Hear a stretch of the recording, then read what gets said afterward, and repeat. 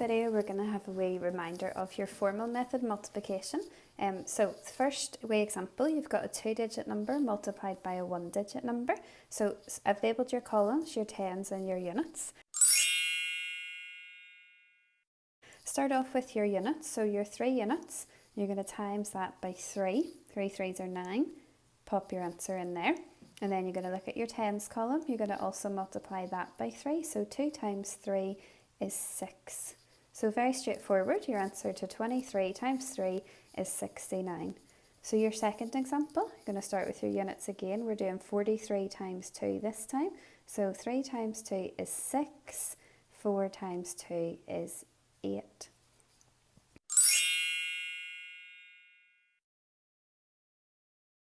These next examples, you've got 3-digit numbers this time.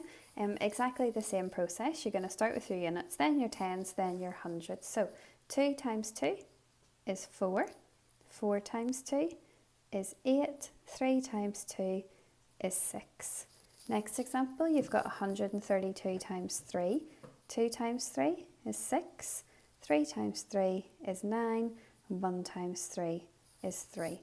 So 342 multiplied by 2 is 684. 132 multiplied by 3 is 396. And these next 3 examples, they're a little bit trickier. As we go through them, I'll explain why. So your first one, you've got 43 times 4. So you're going to start off with your units again. So you've got 3 times 4.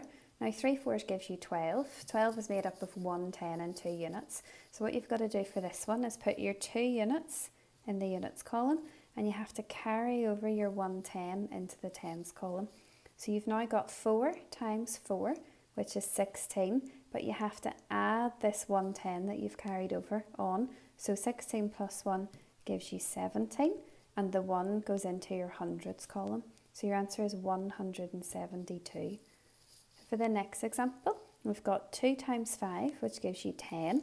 So carry over the 1 into your tens column, 0 in your units column. We've now got 7 times 5, which is 35, and then add your 1 on, gives you 36. So 72 times 5 is 360. Example number 3, again, it's got 64 times 3. Start in your units. 4 times 3 is 12. Carry over your 1, pop down your 2 in your units column.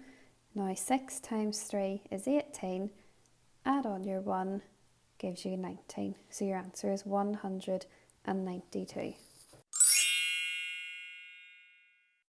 These examples, we've got 3-digit numbers by a 1-digit number, and again you're going to have to do carrying over. So same idea, okay, same method applies. 345 times 4, start with your units. 5 times 4 gives you 20, so your 2 gets carried over into the tens column, 0 in your units. 4 times 4 is 16, add on your 2, that gives you 18, carry over your 1 into your hundreds column, and your 8 into your tens column. 3 times 4 is 12, plus 1 gives you 13, which is 1,380. Okay, so your next example, you've got 127 times 6. So again, start with your units. 7 times 6 is 42, so carry over your 4, write down your 2. 2 times 6 is 12, add on your 4, gives you 16, carry over your 1, 6 into your tens column.